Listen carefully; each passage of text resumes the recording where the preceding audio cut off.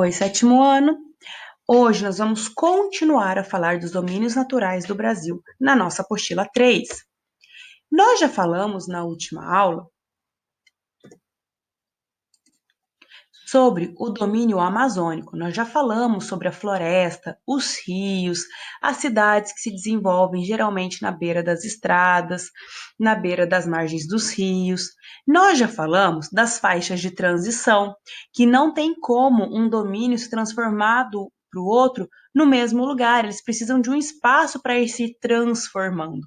E hoje nós vamos falar de dois domínios. O primeiro deles é o Cerrado.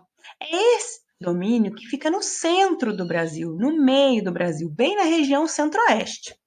Olha só, o domínio do Cerrado ele é bem diferente do domínio amazônico que a gente já estudou.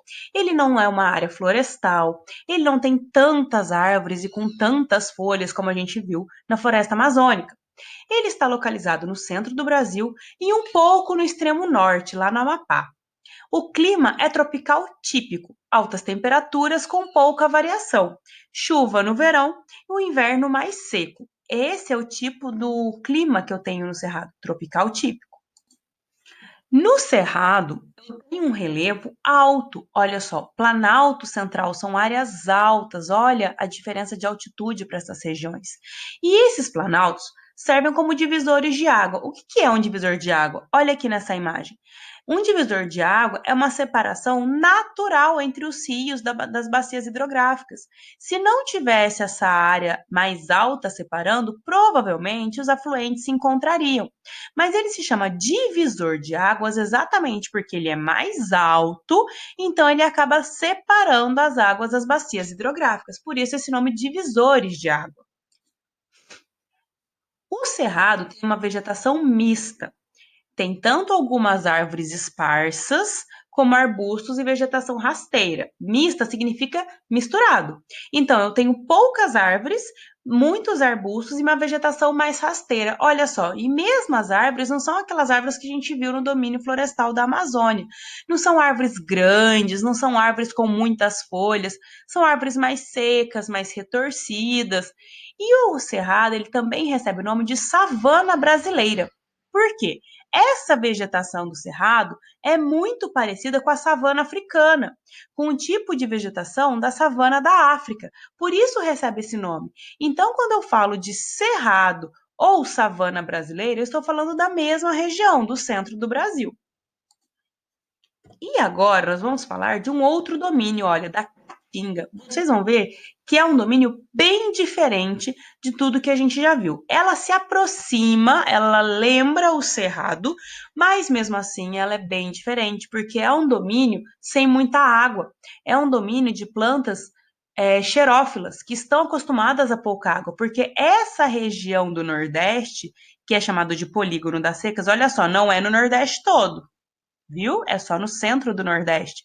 É a região que menos chove no país. Então, as plantas tiveram que se acostumar a um índice pluviométrico baixo. Olha só, olha pelas fotos a diferença. Localizado no sertão nordestino, como eu falei para vocês, e um clima semiárido. Olha a diferença. O Cerrado tem o clima tropical típico. A Caatinga tem um clima semiárido, altas temperaturas o ano todo, com poucas chuvas. Tem áreas da Caatinga que passam 6, 7, 8 meses sem chuva. Então, é uma vegetação, olha só, bem diferente, uma vegetação bem sem umidade. As áreas de planalto, aqui no caso é o planalto de Borborema, elas têm uma maior umidade. Já as áreas mais baixas, as áreas planas, elas já são mais secas. Por quê? As áreas mais altas recebem uma certa umidade, nuvens com umidades, mas por serem altas, elas não deixam as nuvens passarem. Então, as áreas mais planas, mais baixas, não recebem essa nuvem com umidade. A umidade fica toda na parte alta. E aí eles são recobertos pela caatinga.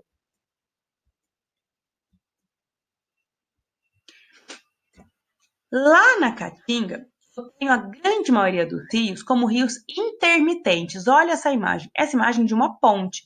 Aqui embaixo deveria ter um rio correndo, mas secou.